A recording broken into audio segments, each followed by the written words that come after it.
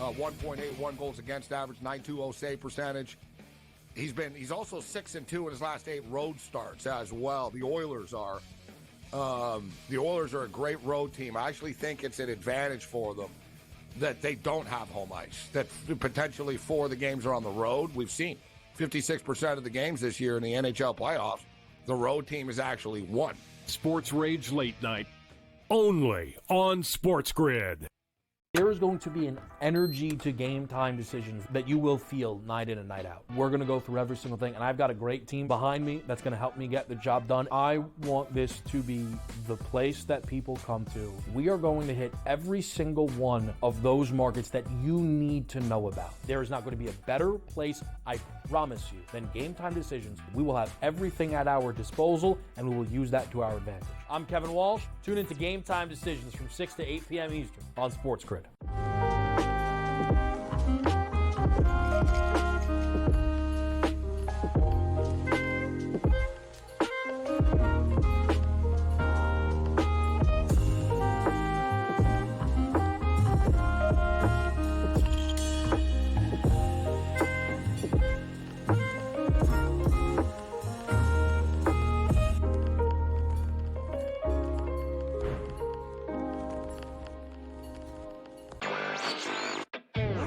Chicago is one of the top media markets in the country, so it makes some sense. But I got to tell you, Philadelphia, not far behind. Cleveland, Ohio, not far behind. I would guess that precedent is now set. They now would be paying, based on the last 12 months numbers, they'd be paying an additional $81.6 million in taxes. Newswire, only on SportsGrid.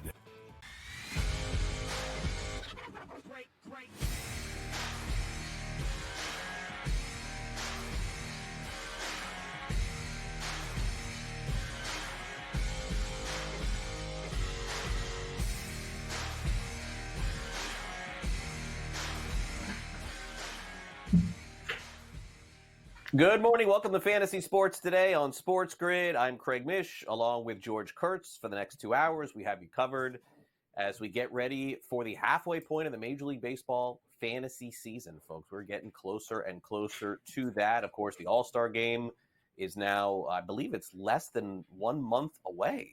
I think it's less than 30 days away, almost there. Naturally, we got a big game tonight in hockey. We're going to talk about that as well because we have George here, of course, to talk about that. NBA rolls on. I'm very surprised that there will be a Game 5. Good news for us here at SportsGrid. I didn't see that happening last night, but it did. But, George, great to be back with you here as, we're getting to that point in the fantasy season where, let's be honest, for fantasy baseball owners, the drop-off rate is pretty significant when you get to the point where you realize you're falling out of it. And for a lot of others, I'm seeing, especially the leagues that I'm playing in, the trade offers are now start to coming. Like, hey, I'm out of it. You're in it. You're out of it. I'm in it. And so officially we're at fantasy baseball trade season. I think that's fair to say. We'll dive into some of those players maybe to add and drop later in the show. Yeah, I agree with you about all points there, right? You mentioned the NBA. I mentioned ESPN and TNT are really hoping these series go a little longer here. Would have been the first time we had double sweeps in 50 years, 70 years, something like that. It's 48, I think it was. But Mavericks held that off last night. Maybe the Edmonton Oilers could do tonight. And you're certainly right about fantasy baseball trade season. You're at the point now, okay, if I don't make a move here, I'm not catching anybody in the ERA, right? I'm going to be stuck here. I can't catch anybody in stolen bases. So, yes, we are seeing more legitimate trade offers, what I would point at. No one's trying to rip me off as much now. It's like in April, May, I get offered, some fourth outfielder for my star first baseman or something like that. It drives me crazy. It's so insulting offers. I go, click, just leave me alone. Right. Yeah, but now the offers seem to be more legitimate as people are getting, I don't want to say desperate, but they're getting more into deal mode. Yeah, I think that's fair. I mean, offers in April were like, hey, Aaron Judge only has 1 home run, through the first 3 weeks. Maybe you want to trade him, That would have been a bad move. All right, here are our headlines as we begin the show. We'll start off, Garrett Cole on the way back. Looks like he was worth keeping in fantasy. It was debatable. We really didn't know. Now, again, anything can happen with something like this, but it looks like Garrett Cole's going to return before the end of the month. Jose Abreu, how about this? Jose Abreu signs a pretty significant contract with the Houston Astros. This went south in a hurry. he's done. Now done, I don't know. I mean, he could sign another contract, but he's still owed $31 million. I'm sure he'll sign a minor league contract with a team, try to work his way back. Another injury for the Braves. Second outfielder goes down. Michael Harris leaves the game. He has a hamstring issue. Needless to say, Atlanta now without Acuna and Harris, and even though their offense has been better lately, overall this season, it's not even in the top 10, which is stunning with the Atlanta Braves offense. Also, Jackson Holliday placed on the injured list as well. So, look, this is, I don't know, we could dive in anywhere here. I guess, George, we could start off with Harris because I think that's a key issue here for a lot of fantasy owners because a lot of the value with him is in his legs and running. And when Acuna went down, you never want to celebrate anything like this. But if you were a Michael Harris owner, you're like, okay, well, all right, my guy's now going from 9 to the top of the lineup. But now you're faced with a situation where you're just hoping that he could come back and steal bases for you, let's say in a month or so. Yeah, it's not good timing here for the Braves or for Harris owners. He's going to go on the IL here. You talk about June 15th, but he's not. If everything works well, he comes back, July 1? And you wonder, you said the All-Star break, but this is also that time of year where teams take advantage of the All-Star break. Well, we're going to lose 4 days anyway. We'll just put him on, and he'll stay on after the All-Star break. So they get the extra couple of weeks or a couple of days there. So that would concern me as well that you won't see him for another month. That's when we'll see Harris again. The Braves offense, even before Acuna got hurt, I think since April 29th, they're bottom quarter in the league in runs. They're not scoring. I know they scored 7 runs last night. Okay, congratulations here. But their offense has been dismal. Riley hit the home run last night. Monster home run. Maybe that snaps it out of his season-long funk here. They need him to be, the second-round pick he was in fantasy. If he can't turn it around, Craig, I'm not so sure there's anything Atlanta can do. They need their stars that are still healthy to play like stars. Yeah, I mean, Matt Olson, let's not forget about him, the season that he had last year. And they're treading water, so to speak, with Ozuna having a career start to the season. And he will be in that All-Star game in July. Make no mistake about it. All right, so Edmonton in the Stanley Cup Finals, George, look, I'm following probably this as close as I followed any final. I followed last year, too, because the Panthers were in it last year, so that's not fair. But I'm following this closely. And I got to tell you, I saw a lot of people misfire constantly on this series. No disrespect to anybody here at SportsGrid 2, but there wasn't anybody that I saw that said the Panthers were going to go up 3-0 in this series. I saw a lot of people say Edmonton will steal 1. And then when they went down 0-2, I heard a lot of people say, well, Edmonton's going to come back. At least they're going to win game 3. I mean, George, I think the series is over. I'm just going to wait and see when it ends up happening, whether it's back here in Sunrise next week, or if it's tonight in Edmonton. I guess what I would ask is what is going on in the second period of these games where Edmonton is just having a really hard time scoring and having a hard time stopping the Panthers. It feels like the Panthers are up every single game. It's not like it's close. Like they're up going into the third, and then Edmonton's trying to rush their way back into the game. It is a lot of things going on here. First, the series is over. All right. The NHL, by the way, in history, only 4 teams have come back from a 3-0 deficit. It's 4 in 218, I think. So the series is over. You're talking a less than 1% chance here that everything comes back. It's just a matter of, will Florida end it tonight?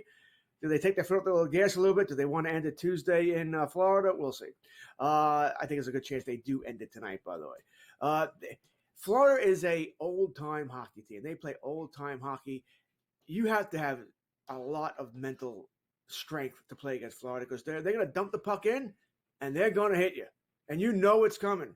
All right, and these defensemen for the Everton, they know they can't make a mistake. They got to get to that puck in the corner and get rid of it. And even if you get rid of it, make the good pass, you're still getting hit. You're paying the price. Florida makes you pay that price. And when it comes to defense, when you're at the blue line, they're standing you up because, once again, they want you to dump the puck in. And you know what? They'll hit you again. This is the game they play. All right, they're not an up and down the ice team here. They have stars. Barkov is a star. Kachuk is a star, but they play full 200-foot games here, and they're a hard team to play against. And I think Florida's learned the lesson of what happened last year. Now, last year for Florida, they had a lot of injuries. I mean, they were putting like 14 healthy guys on the ice. Matthew Kachuk should have been in the hospital in the finals last year. He tried to play through it. This year, they're healthier. They're the ones doing the banging. Edmonton is a banged-up, hurt team here. And I think you've seen that over and over again. And let's face it, Bobrovsky's been great. He's been absolutely great. He's made all the saves he's had to make and so much more. He's your Conn Smythe when there's little doubt in my mind. I said Barkov's played great, all right, but Bobrovsky is going to win the Conn Smythe, whether or not Edmonton wins tonight or Tuesday. Yeah, and Bobrovsky, by the way, kind of under fire over the last couple of years too. I mean, maybe all goalies are, I guess, to some degree, but even him a little bit with some potential replacements for him, that's not going to be the case. You're right. He's going to be the MVP, I think, if they win tonight or on Tuesday night. Meanwhile, real quick, George, we got an interesting story that broke yesterday that one of the umpires in Major League Baseball was disciplined for violating gambling policies. Now, by the way, discipline is a lot different than suspension. And Hoberg, who's, by the way, statistically one of the better umpires in baseball, is also fighting this discipline, whatever it is.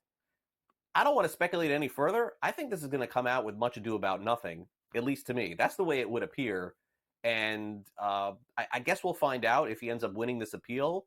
But discipline is not suspension, right? Like, we didn't hear anything about this. They held him out a little bit while they investigated in the spring. I'm going to guess we're going to find out that Hoberg probably placed a bet on some tennis or some NBA or something like that.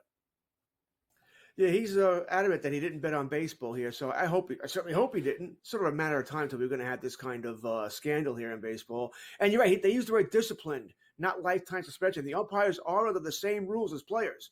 So if we bet on baseball, it's supposed to be a lifetime suspension. So I think you're right. It's not going to be what we think it is. It's going to be something gambling adjacent, but not really on baseball. At least that's what I'm assuming it is. And they won't announce what it is while he's appealing. Yeah, that's fair. All right, coming up next, hot players in fantasy. We may be surprised by a couple of the names. We'll tell you who they are next.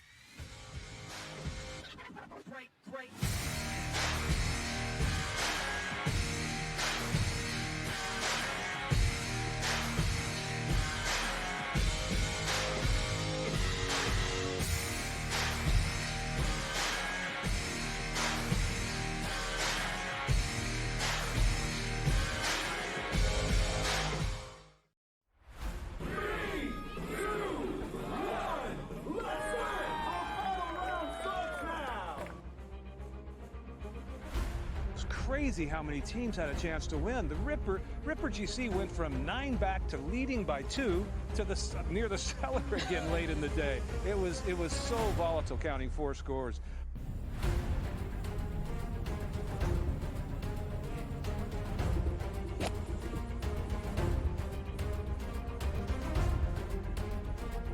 It was pretty nuts, but the cliques have been cellar dwellers for basically 2.5 seasons, and they come out victorious today. That's awesome. It'll be the summer of the cliques, definitely. So, like I said, there's definitely more to come from us.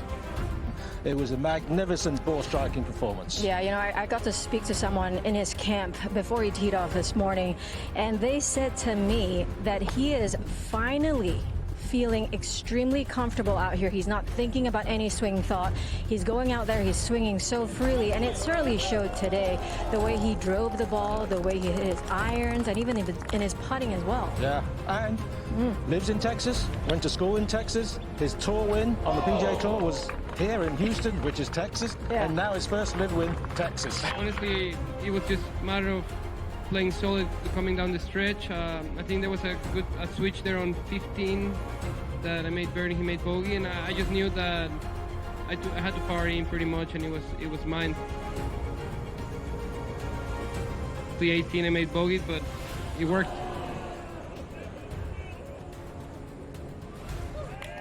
He played unbelievable, and he put pressure all the way to the end, and it was a good battle. I love playing here. Obviously, Texas treats me well. It's my adopted home state, so I'm just happy to get it done again in Houston.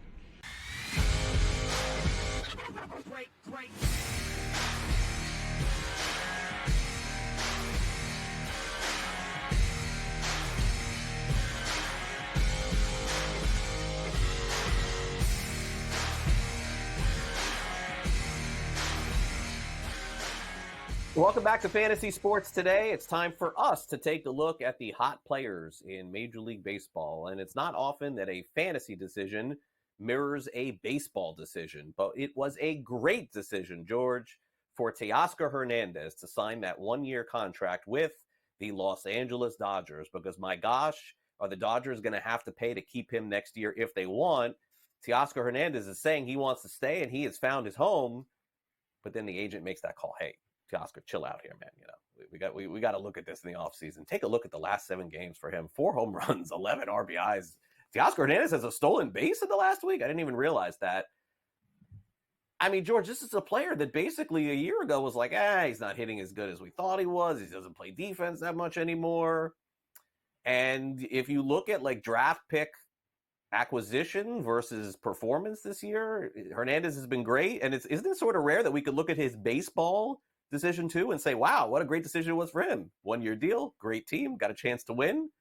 And now he's going to get paid at the end of the year. It's got to be more than he's getting this year. Yeah, I really didn't need you to tell me these numbers. I witnessed it, as most of those numbers came against the Yankees last weekend, right? Where he just totally destroyed the Yankees there. And you're right, great decision here. Oh, shocking that you're going to do pretty well hitting behind Betts, Ohtani, Freeman, Will Smith for the most part, Max Muncy when he's healthy. So, yeah, it's working out. Yeah, he's playing himself to a nice contract at the end of the season. Listen, I'd want to stay in L.A. too, but you're right. The agent's like, no, you can't say stuff like this, buddy. All right, you got to keep it down. You're not happy, all right? You never say you're happy anywhere. It's just idiotic. I thought the Mariners made a mistake letting him go. When I keep saying over and over again, the Mariners need to replace him. I think they need another bat too. I think the Mariners are 2 bats short here, really getting to where they want to go here. So good for Hernandez. Really good. I mean, it's not like Chavez Ravine is a hitter's ballpark. You're not playing in Coors Field or anything here, but he's made the best of it. You got to a slow start with the average. The power's been there all year, but the average really hasn't been, but that's creeping up as well here. So, yes, he's been a nice boon to fantasy players. Yeah, he has. Now, let's get to some stolen bases. David Hamilton has been hot on the base paths for the Boston Red Sox and a little bit of a surprise, to say the least, this year. Boston's actually had a couple surprises. Jaron Duran has been a nice surprise for them. It's funny, George. I think if you told them in spring training, all right, you're going to get this guy Hamilton stealing and Duran playing well, you'd have been like, wow, the Red Sox are probably really good. Well, they're okay. They've had a lot of injuries. I think more injuries than any team in baseball. And, of course, they signed Giolito in the offseason. Didn't work out. But Hamilton has been a sight for sore eyes in fantasy leagues, probably a must-own at this point. Listen, I thought that Giolito signing was the worst signing ever. With $20 million a year for a guy who's been falling apart the last couple of years, they got what they deserve there. All right, maybe I'm just a Red Sox hater. But Hamilton's been nice, and he's not hurting you in average either, right? So he's even helping you out there. You're not going to get a lot of power out of him, but that's not what you have him for, right? You want the bases. And I'm that person, Craig, I say it all the time, I always need bases. I always need stolen bases. Every league, just about here. So, yes, he can be an interesting pickup there. Has eligibility in the middle infield, so put him at second base if you need to as well here. Maybe you have injuries to worry about there. Maybe you have Gleyber Torres who's not doing it for you. Bogart's on the IL, whatever it might be there. But he's a nice little player here. Anybody that's going to steal 20-plus bases is certainly on my radar, not just Hamilton. Like I said, I need bases. Yeah. Now let's get to the pitching factory. Fair to say, George, at this point, that is the Milwaukee Brewers. I mean, we think of the Rays, and we think of the Dodgers and some other clubs, Cleveland. Cleveland's fair. But we think of those teams as like pitching factories. Milwaukee is one too. It doesn't matter who gets called up.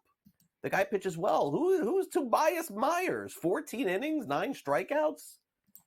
Fantastic earned run, 1 earned run. I mean, they bring this kid up, Robert Gasser. He's out for the year, by the way. He pitches very well for them. It's like, all right, no problem. We'll just call this guy up next. I mean, it's crazy.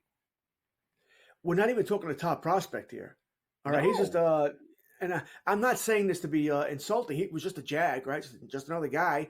We weren't expecting big things. And we're not like, this is number one project. We were waiting to call up. He was on, Baseball America's top 100 list. No. So surprising, to put it nicely, which makes me wonder if we're going to see some regression eventually. And yes, pitching in Milwaukee concerns me because the ballpark is certainly hitter-friendly there. But that being said, at the very least, you're starting him now. You can always move on if things go in the other direction here, or bench and whatever it might be here. But he's more just a matchups play right now. And you're right about Milwaukee, that they do produce pitchers. And you go, I mean, it's not just the Burns, the Woodruffs, the Peraltas. They do produce pitchers here, which is why they were actually doing so much better this year than I expected. I didn't think this team was going to be a good team this year. This might be the number one team that I was wrong on. I didn't think they'd be all that competitive because they traded Burns, because they weren't going to have Woodruff. I didn't see their offense being able to contend, or for them to be able to find the pitching to contend. It does help playing in that division, mind you. It's not a strong division, but still, they've been better than I thought they would be. Yeah, and a new manager, let's not forget, too, for Milwaukee as well. Okay, now this has been one of the big surprises in fantasy this year because he's just rolling. We're going to talk about him later in the show, too. Garrett Crochet has really come alive for the Chicago White Sox. By far the brightest spot in what's going to be a historically bad season for them. 23 strikeouts in 13 innings. I think it's probably fair to say that the White Sox, George, are not just in a rebuild, but probably in a long rebuild. There's discussion that maybe he would be traded. I mean, I don't know. A lot of service time there still. I guess if the White Sox are going to do something like this, George, they better cash in a big, big way because this kid looks legit. I mean, I'm of that belief where anybody's tradable. All right, you make the right offer, and in fantasy or reality, you make the right offer, anybody can be moved. But this kid's 24 years old. I agree with you. I think he is the real deal. You mentioned the lone bright spot. He's the only bright spot. I mean, what else is going on with that team? I do think Luis Robert might be dealt by the deadline because he's a little older, a little closer to free agency, and he'll bring back a hole as well. But if they would trade him, if I was a White Sox fan, I would be really disappointed because this is one guy at least every 5 days you got someone to watch. Right. Because he is legit. I think he is that player. W's can be tough to come by. I guess you're better from a league with quality starts instead of wins there because they still don't hit during a lot of the starts. But this kid is the real deal. Great for keeper leagues, great for dynasty leagues. Like I said, W's, he does become a 3-category pitcher in our regular straight-up rotisserie leagues, but still very worthwhile. Yeah, definitely so. And by the way, as bad as the White Sox are, I don't think people realize this. They're not eligible to get the number 1 pick in the draft because of the market size that they're in, are the White Sox. So they cannot get the number 1 pick. Yeah. All right, we'll be back with this week's Word next.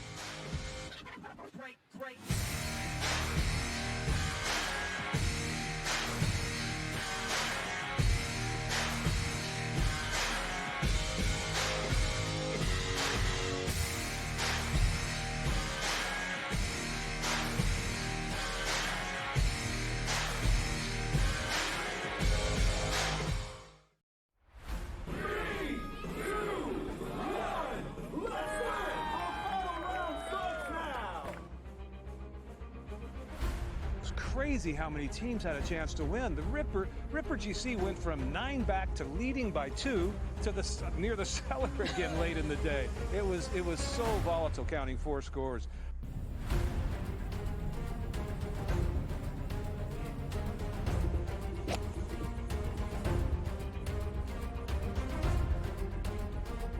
It was pretty nuts, but you know, the cliques have been cellar dwellers for basically 2.5 seasons, and they come out victorious today. That's awesome. It'll be the summer of the cliques, definitely. So, like I said, there's definitely more to come from us. It was a magnificent ball striking performance. Yeah, you know, I got to speak to someone in his camp before he teed off this morning, and they said to me that he is finally feeling extremely comfortable out here. He's not thinking about any swing thought. He's going out there, he's swinging so freely, and it certainly showed today. The way he drove the ball, the way he hit his irons, and even in his putting as well. Yeah, and lives in Texas, went to school in Texas. His tour win on the PGA Tour was here in Houston, which is Texas, and now his first live win, Texas. Honestly, it was just a matter of playing solid coming down the stretch. I think there was a switch there on 15 that I made birdie, he made bogey, and I just knew that I had to power in pretty much, and it was mine.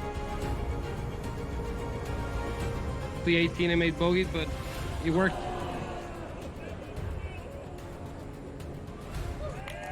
He played unbelievable, and he put pressure all the way to the end, and it was a good battle. I love playing here. Obviously, Texas treats me well. It's my adopted home state, so I'm just happy to get it done again in Houston.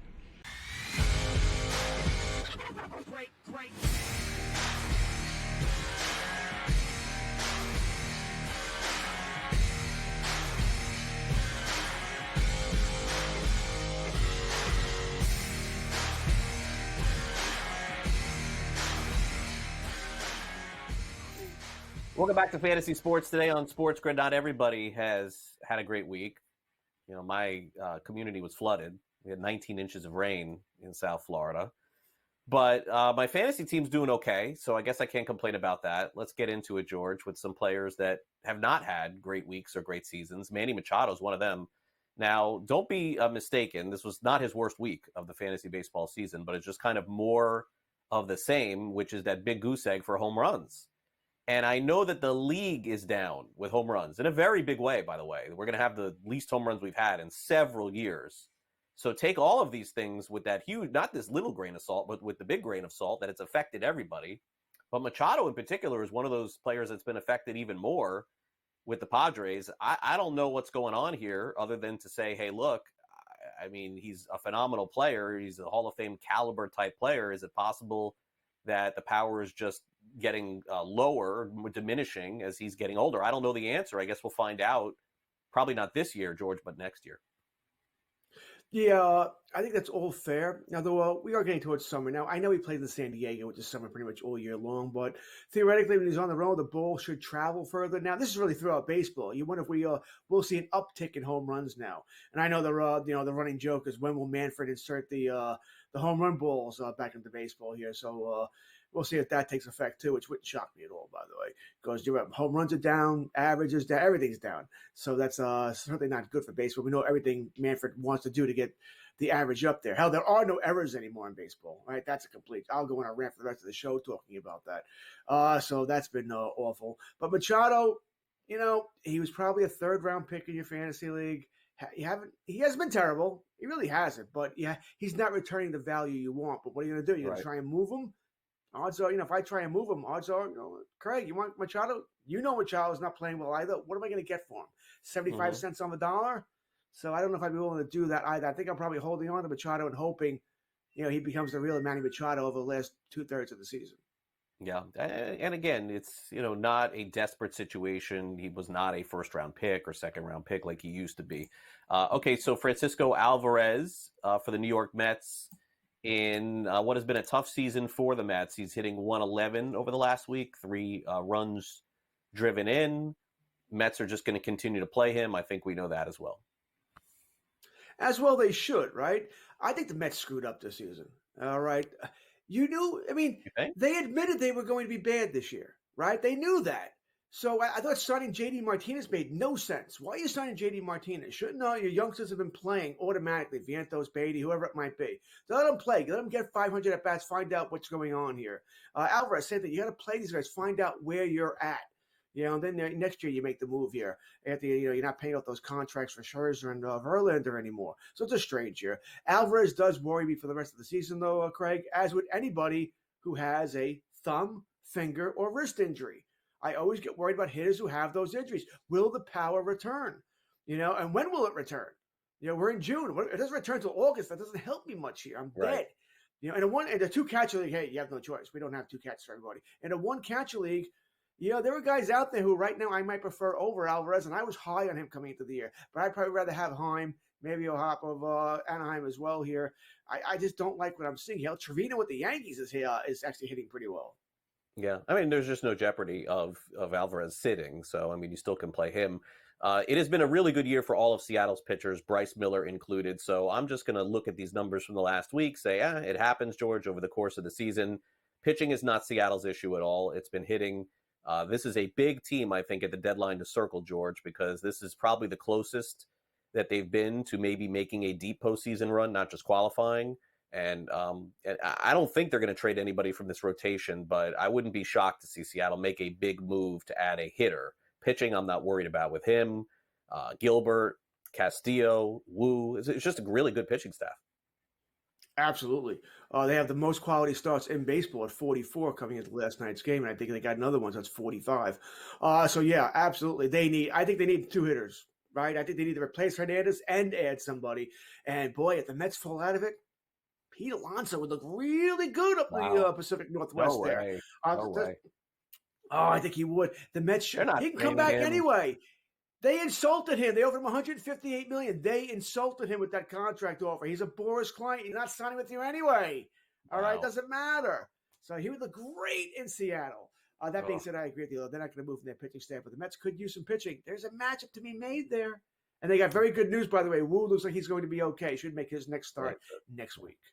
All right, we'll see. All right, coming up next, we'll head to the waiver wire, see if we can find some players to pick up for you this week.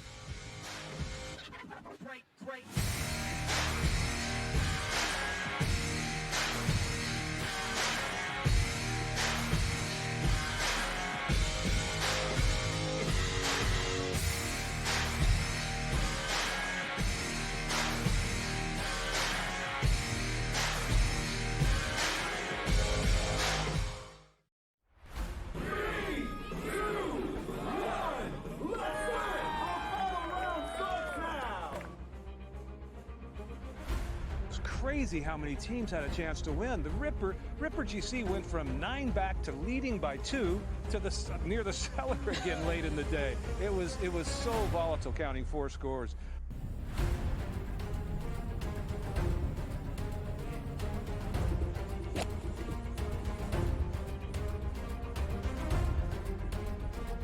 It was pretty nuts, but you know, the cliques have been cellar dwellers for basically 2.5 seasons, and they come out victorious today. That's awesome. Be the summer of the cliques, definitely. So, like I said, there's definitely more to come from us. It was a magnificent ball striking performance. Yeah, you know, I got to speak to someone in his camp before he teed off this morning, and they said to me that he is finally feeling extremely comfortable out here. He's not thinking about any swing thought. He's going out there, he's swinging so freely, and it certainly showed today.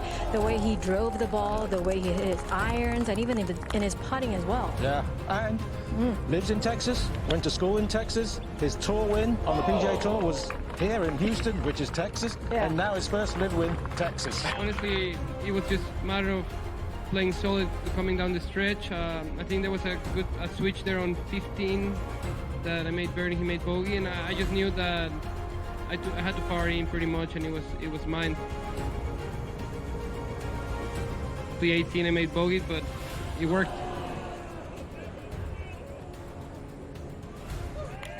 He played unbelievable, and he put pressure all the way to the end, and it was a good battle. I love playing here. Obviously, Texas treats me well. It's my adopted home state, so I'm just happy to get it done again in Houston.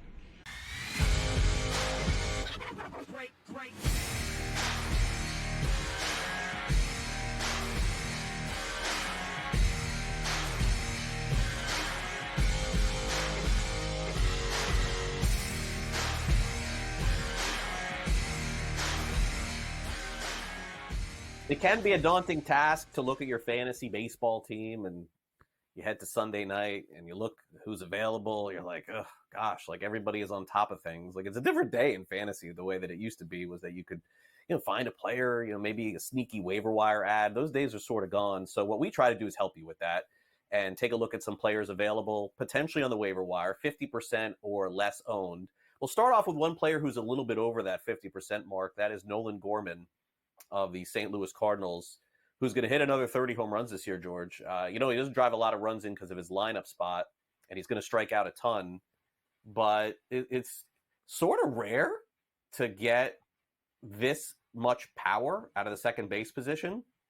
What are we thinking? Like Chase Utley probably hit this many home runs as a second baseman. Brett Boone. Like you just don't get this much power from this position, right? Brett Boone's another one too. He had like 35 home runs, 40 home runs. Now I picked up Gorman in my home league. I would say 2 weeks ago. He was great the first maybe 2 weeks, and last week he's been awful. I think he's in a massive slump now, and that's the kind of player he is. You're gonna have to. Can you live with this? Really, what I'm asking here, because his average is terrible. All right, he's not. He's going to hurt you in average here, but he will help you in home runs, especially for a position that normally doesn't help you in home runs. Can you live with that yin yang thing?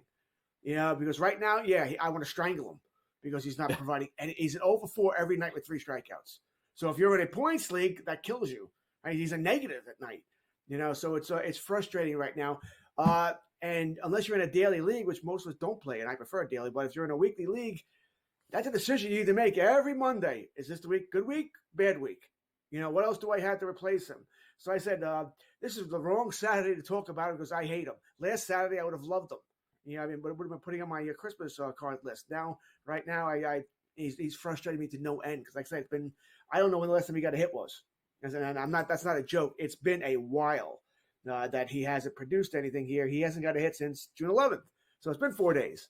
All right. So, yeah, he's frustrating me right now, but he's that type of player. He's not consistent. He's going to go in hot streaks, cold streaks. Right now is a cold streak. Yeah, it is cold. And again, still the home runs are going to be there, I think, at the end of the year. All right. So normally this time of the year, last couple of years, we take a look at teams and players on one-year deals, like the next one we're going to discuss, Jesse Winker of the Washington Nationals, and say, hey, look, this guy has been better than what we thought. And he's owned in 31% of fantasy leagues. And we would say normally, okay, well, here's the deal. He's on Washington. They're not going to win. They're going to trade him in a month. George, the Nationals are a game and a half out of the postseason. Every team is like a game and a half out of the NL postseason. So I don't know. Like, I think the hesitation for some people is probably not going to be there right now in fantasy. If you see a player that can help you, you can't start thinking about who's going to get traded and not. This is a season like no other. There's a chance we're going to see a team at 500 make the Major League Baseball playoffs. This is true. Like, there is a chance a team that is 81-81 or worse makes the playoffs this year. So don't be afraid of a guy losing playing time. Yeah, and I don't know if I'd be afraid of it anyway. I think if Winker were to get traded, it would probably be to a better hitting ballpark, a better lineup, and I don't think he'd lose all that much playing time. I don't. So I think if you want to acquire him, and once again, he's a player on my radar because of the bases he's stealing. I don't the home runs. We don't need power in a lot of leagues. I can deal with everything else, but I need the stolen bases, and he'll get 25. So he's going to steal another 12, 13. I'm interested. So, yeah, I'm not worried about him being dealt. I might actually look at him being dealt as a good thing because he might go to, like I said, a better lineup and a better hitting ballpark. It might worry me more, by the way, that he'd go to a team that doesn't want him to run. Doesn't like that. They don't want to give up the chance of giving up a 1 of 27 outs here. So that might concern me more about him being dealt. Only that he might be told, stay at first base. We don't want you running behind the guy who's going to hit 40 home runs behind you, that sort of thing. Yeah. Angels, on the other hand, are one of those teams that are not going to be involved in the postseason this year. They're horrible. Zach Neto has been one of their better players, but he simply put is going to have a hard time driving anyone in because no one's on base. So he does have 9 home runs, which is only equated to 28 runs driven in on the season, George. 8 stolen bases, 11% owned in fantasy. And, and I think a player that is going to be really good for the future, the Angels just really have to take a deep step back, I think, and stop this nonsense of duct taping the team together. It's got to stop. They really need to start over. This team needs to be blown up. I mean, they made a huge mistake last year. Keeping Ohtani when you weren't going to be able to re-sign it because you wanted to make. Not only did they keep Ohtani last year, they traded in, and then they tried to trade out. But and then they cut those idiotic, right? Idiotic, and you just set yourself back. I don't know what Ohtani would have brought back at the deadline last year because you probably waited too long for him. But he would have brought back some pieces for you. Well, at least you could have started your rebuild. I don't think they could trade Mike Trout. That contract, and he just gets hurt every year. That contract's an albatross at this point. I love Trout.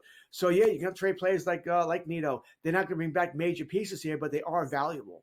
And anybody on the Angels, and by the way, this might be everybody, that's not going to be with you in 3-4 years, and this is a long rebuild, you can move. If it's not nailed down, if it's not a young guy who's going to be there in 3 to 4 or 5 years, it can be traded. Get prospects. You can't trade for draft picks, but you got to get young prospects and build this organization up. From the ground up. I said it needs to be torn down and started all over again. There'd be nobody zero on this roster that couldn't be traded here if the right offer comes along. Yeah, Neto is only a second year, so still has a lot of service left, and he could be a player that I would keep and build around in terms of a core. All right, Jake Myers stands to get a little bit more playing time with the release of Abreu. I think everybody you could say that for Houston a little bit at the DH position. But we've been down this road before, George, with Jake Myers. It feels like every year his name pops up on the waiver wire. He has a good couple of months, and then you got to make the call as to whether or not you want to roster him. And listen, I definitely think that if he was on another team, then maybe he would get some more playing time. I don't know what it is about him. I feel like I always bunch up Myers and McCormick together because I just never know at any particular time who's going to be the hot guy between those two. I feel the same way as you with those two, by the way. It's a sort of guessing game, which is going to be the guy here. I think you're right. I do wonder if he's a guy, And we can say this about so many players. If they were just left alone for 300-400 at bats, let them get in their groove and see what would happen here. But it never seems to happen. And part of the reason is because Houston's always in it, right? They can't wait for you to figure it out. They need you to figure it out now. So releasing Abreu, I guess, could be a good thing there. I assume they'll call up Loperfido again, and we'll see how he performs there. Myers is that guy, though. Like I said, he's that. We start 5 outfielders. He's generally that 5, 6, 7 guy. You plug him in, taking him out. Plug him in, taking him out. You're waiting for him to go on that run. He's a young player. Maybe he will. I just don't think it's going to be this year again. So I think, once again, he's in that extra outfield of hell for us. We like him, then we don't like him. We move on from him, kick somebody else who we think is hot at that time. Yeah, deeper league only probably. And the same could be said for this next player. Although let's call it what it is. I mean, this is a nice late blooming story, George, for Blake Perkins, who probably, I would say, what would you say, 4 years ago was on our fantasy radar, like as a young prospect and could be good and just never really found it. And now he has. And he's playing well for the Brewers, and he's stolen 9 bases. And look, a player like this, George, went from one of the top prospects, I believe, in a big trade, if I'm not mistaken, to like nothing. And now he's playing well. So I don't think he's an ad for me in fantasy, but I'm just happy to see this, that the Brewers did not give up on him and gave him a chance. We're the microwave society, right? We want everything now. Baseball, in my mind, hitting a round ball with a round bat that's going 95 miles an hour and not worried about being killed is the hardest thing to do in professional sports, in my mind anyway. So it does take these guys time. Even top prospects, not everyone performs well right away. Mike Trout got sent down. Look what happened to Jackson Holliday, got sent down.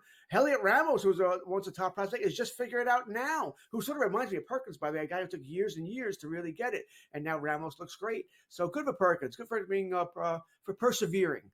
And looks like now he could be a player. Yeah, and an NL-only league star. I mean, in that kind of format, somebody playing every day like that, great. All right, we'll hit on those pitchers next.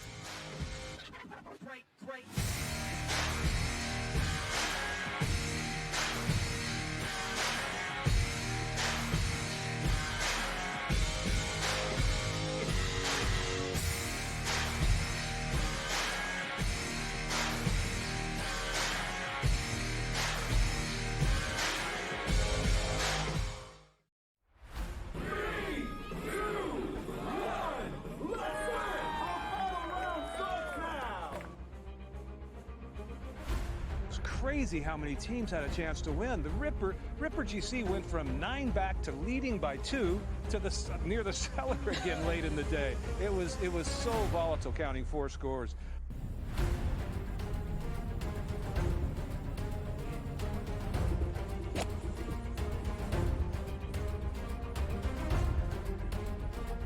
It was pretty nuts, but the cliques have been cellar dwellers for basically 2.5 seasons, and they come out victorious today. That's awesome. Be the summer of the cliques, definitely. So, like I said, there's definitely more to come from us.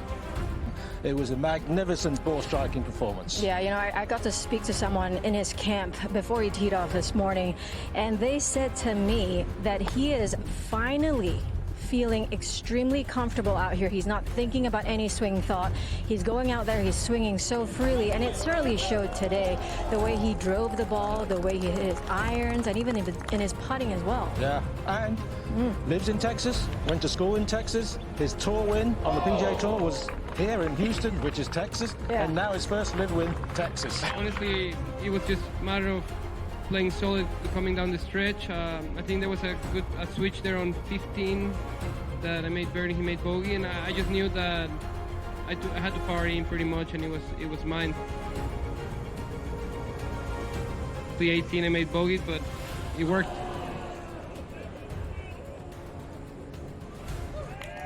He played unbelievable, and he put pressure all the way to the end, and it was a good battle. I love playing here. Obviously, Texas treats me well. It's my adopted home state, so I'm just happy to get it done again in Houston.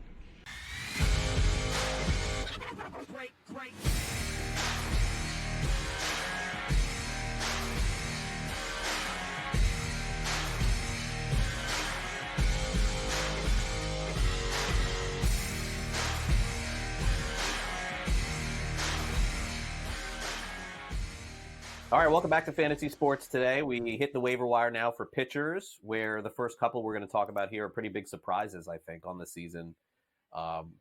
Just because, again, when you see pitchers like this in a season that has been all about pitching and not hitting, you look at these players and you say, how are they getting it done, George? It's because they don't strike out a ton of guys. We'll start off with Washington. Jake Irvin, who we've talked about here on the show, it feels like week after week, and it's been like, nah, maybe not, but all of a sudden he's like 41% owned on Fantasy Pros. He's gone from like 5 to 10 to 15. And it's just one of those seasons where I don't think that you can look at it as like, okay, Irvin is an example. He's got 81 innings pitched. Generally speaking, the first thing you look at, all right, how many strikeouts does the guy have? Let me make sure he's got like 80 strikeouts, 85, 90, because strikeout per inning is what you need. I don't think that you can look at like that this year. And I think that Irvin's a good example of sometimes the best pitchers in baseball aren't throwing 98 and striking out a couple of guys in innings. Somehow Irvin is getting it done. And if the hitting is not going to improve across baseball this season, then Irvin at the end of the year, we're going to look back and say, why didn't we just grab him when he was 41% owned? Yeah, I think it's because he's not sexy, right? Because he's not throwing the ball 98, not striking out, 10.8 batters per 9 innings here. And let's face it, we're not the only ones who look at that. Baseball looks at this. They don't want guys who are pitchers and not throwers, right? They don't want you relying on your defense, because most guys can't seem to catch nowadays either here. It's just the way the game is played nowadays. They want you to strike batters out, not so balls aren't put in play. Because once again, they think if balls are put in play, it means they're also going to hit some home runs. And that's really what today's game is all about here. So I agree with you. He's a pitcher. He's not sexy. He's not going to really help you in strikeouts. And he doesn't walk people, which is also a good thing, because if you're not a strikeout guy, you can't be putting players on base for free here. So he's an SP4, SP5, a guy who's not going to hurt your fantasy team, can help it in some ways.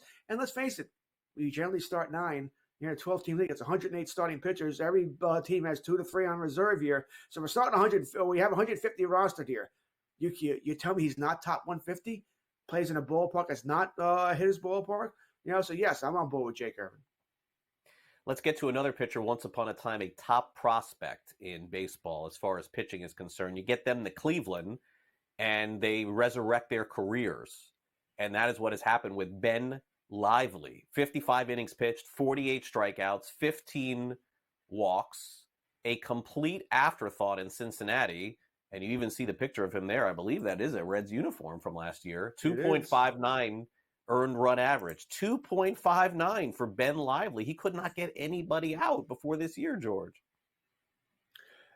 Listen, if I had a choice, I'd rather pitch in Cleveland as well here. You get out of the Great American Small Park there, and Cleveland is a pitcher's ballpark. So, yeah. And I think you said it a couple of times now, Cleveland develops pitchers. For whatever reason, they're good at developing pitchers. Right, we know this.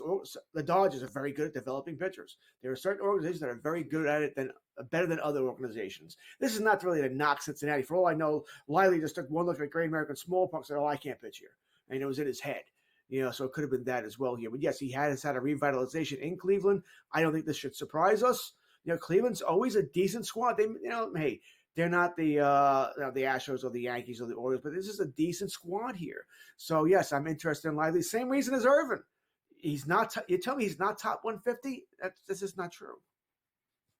Now, here are a couple of pitchers that are less than 15% owned, but I got to tell you, don't have a lot of interest in. Miles Mikolas of the Cardinals, 78 innings pitched, 4.85 earned run average, 59 strikeouts, 15 walks.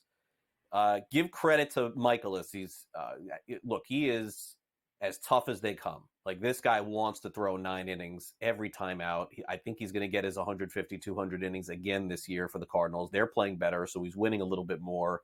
But I think for the time being, probably a pass for me, unless I have, a serious injury, more of a streaming option, I think. Yeah, I think that's the best I would go with him as a streaming option, because I would just put it this way. What's he helping you in? He doesn't strike out enough guys. His ERA is not good. The whip's okay, and W is going to be tough to come by. St. Louis, they went the veteran route, right? Signing all those veteran pitchers, and really none of them are lighting the world on fire here. So, like I said, I would rather take a chance on somebody else who might, granted he could poop the bed to somebody else, but at least they might give you some upside here. I just don't feel like I have any upside with Mikolas. I know what he is. He's a placeholder. That's all he is here, and I want someone who's going to give me a better shot at hitting something. Okay. And this has been a surprise for the Angels this year, but again, something that I just don't think is totally sustainable. Jose Soriano, who has, been probably the shining light for the Angels and their pitching staff, 3.48 earned run average. I mean, if you showed me these numbers and inserted the picture of Reed Detmers, I would have been happier to see that. Detmers is in the minors right now. It's been just a tough year for the Angels. You're not going to win a lot of games with this guy. If you started him since the beginning of the season, George, I got a high five for you. Beyond that, another pass for me. If you start from the beginning of the season, you're a better man than I am. Or you just put him in and didn't care anymore. I agree with you. I probably like him better than Michaelis. How about that? The numbers are better. There's some upside there, but he would be the streaming guy for me. But once again, it's the Angels. He can pitch great and still lose. This team can't really hit here, so you're down to 3 categories. That's my problem there. But he'd be a streaming option at best. Like I said, I do like him better than Michaelis. So there is some interest here, not very much. Like I said, the guy will just plug in and pray. That's what he's, a plug in and pray guy. All right. Well, there you have it. We have a lot of pitchers on the line here. Before we go to the break, George, I know we're going to take care of the Saturday K-props here coming up before the top of the hour. We got betting above the rim also coming up. George, are you making a pick tonight in tonight's Stanley Cup final here? I know that we're going to be talking a lot of baseball here on the show, but since we got you here, what do you think? Oh, I'll definitely have a pick here. As a hockey fan, I am hoping Edmonton can win just to extend the NHL season a little bit here. I think Edmonton is minus 125. I think Florida ends it. I think they're smelling the cup. They know what happened last year when they lost to Vegas. I think in a perfect world, sure, we'd like to win it in Florida, but you want to win it when you got the chance. The cup is in the building. In the building, I think Edmonton is just defeated. They're just defeated. We'll see if they can show some heart tonight. But if Florida scores that first goal, I think it's all over but the crying. Yeah, I think the Mavericks probably felt that going into the game last night too, but they crushed the Celtics. So you never know. It is sports. It's human beings. Kind of hard to figure. We'll be back with some strikeout props for Major League Baseball today. Don't go away.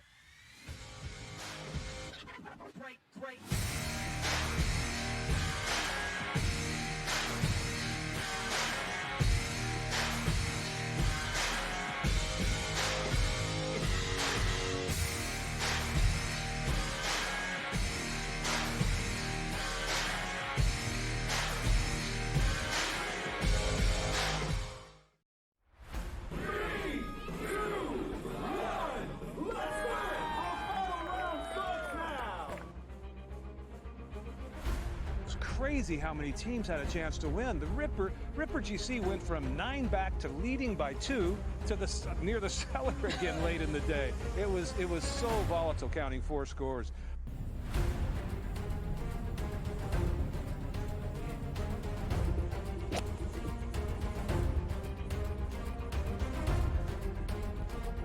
It was pretty nuts, but the cliques have been cellar dwellers for basically 2.5 seasons, and they come out victorious today. That's awesome. It'll be the summer of the cliques, definitely. So, like I said, there's definitely more to come from us. It was a magnificent ball striking performance. Yeah, I got to speak to someone in his camp before he teed off this morning, and they said to me that he is finally feeling extremely comfortable out here. He's not thinking about any swing thought. He's going out there, he's swinging so freely, and it certainly showed today. The way he drove the ball, the way he hit his irons, and even in his putting as well. Yeah, and lives in Texas, went to school in Texas. His tour win on the PGA Tour was here in Houston, which is Texas, and now his first live win, Texas. Honestly, it was just a matter of playing solid coming down the stretch. I think there was a switch there on 15 that I made birdie, he made bogey, and I just knew that I had to power in pretty much, and it was mine. The 18 I made bogey, but it worked.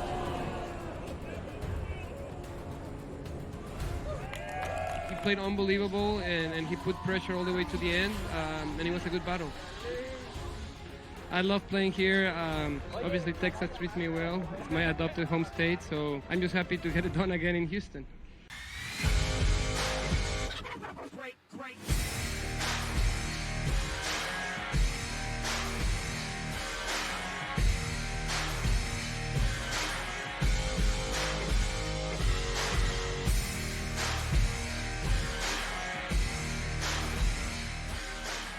All right, let's open up the FanDuel app, take a look at some K props for the day. These are strikeout props for pitchers. We'll start off, George, with the favorite to win the National League Rookie of the Year, Shota Imanaga. He faces off against the Cardinals. Cubs have fallen back quite a bit. A lot of folks thought maybe they win the division, right now fighting for the postseason, under 500. 5.5 strikeouts for Imanaga today. This kind of is in line where it's been for, feels like the last month, minus 138 on the over, plus 108 on the under. I've seen Imanaga pretty much go over this quite a bit, and the juice is now getting thicker and thicker. Eventually, they're going to have to change this. But for now, I guess the hope is he goes 6 innings. I think if he goes 6, he gets this. What do you think? I'm a little surprised it's not 6.5. At 5.5, I got to take the over here. He's reached this, by the way, in what, 3 or 4, 4 or 5, 5 or 6, 6, 7, 7 of his last 8 starts. He's reached this. How am I not? All right, if you don't want to lay the juice, then fine, don't bet it. All right, but I'm not taking the under. No way I can take the under here. I mentioned Gorman keeps striking out 3 times a game. That's 3 strikeouts right there for Imanaga. So, give me the over here. This is one of my, I guess, better favorite bets of the day. You are laying some juice here, but I'll lay the juice. Give me the minus 138 in the over. All right. A little bit higher strikeout possibility for Grayson Rodriguez of the Baltimore Orioles, that's for sure. But he has got to stay in this game in order to get that. There's no question. This is a much tougher lineup, albeit without Trey Turner, albeit without JT Realmuto. The Phillies are in first place, way up, giving guys rest now, it would appear. So maybe that's the recipe for Rodriguez today. Over 5.5, same deal, minus 138, under plus 108. Not as definitive for me on this one. I would agree. Not as definitive for me either here. Although generally, once again, he's reached this number 4 of last 5 starts. And I might say, his last 2 starts have been iffy. 1-6, 1-4. Before that was 10-7-7. So he does strike out bad, as you mentioned. No Realmuto, no Turner. I think they say Turner could be back on Monday, by the way. So that's good news if you have Turner on your fantasy team, which I don't think I have anywhere. But there you go. So I still lean the over here, but it's not. I like Imanaga. Grayson, we'll see here. I think I'm still going to go with it, but I don't feel as strong about it. Certainly wouldn't be one of my top K props. All right, let's go now to Justin Verlander of the Houston Astros. He's got a great matchup today against the Tigers, but Verlander not the strikeout pitcher as you would expect that he was in the past, and also not getting deep into the games like he used to in the past. So his prop is the same at 5.5, less juice, minus 126. I think if Verlander played against anybody, George, this number would be 5. But the Tigers are like a strikeout machine for the course of the season. So I guess that's where it is. And again, his former team too. There's some revenge factor here. There is some revenge factor, but you said the key there, deep. Will he get deep into the game to get those strikeouts? I think he will. I think he'll have some juice there going against Detroit here. He does still strike players out sometimes. As far as this number is concerned, he hasn't reached the 3 of his last 5, so that's concerning. Now he did face Detroit about a half dozen starts ago, struck out 8. So we like that, right? So he does have success against there. I guess I'm going to be the positive guy today. Give me the over again. If it was against any other team versus but Detroit, by the way, I probably wouldn't take it. I just wouldn't touch the bet. Against his former team, I think I'll have enough adrenaline there. Give me the over. Yeah, Javi Baez, bottom of that lineup, quite a bit of swing and miss. Let's skip ahead to Yamamoto. Let's do this one because this is one of the higher props of the day. 6.5 against the Kansas City Royals, a team that does not strike out, by the way, all that much.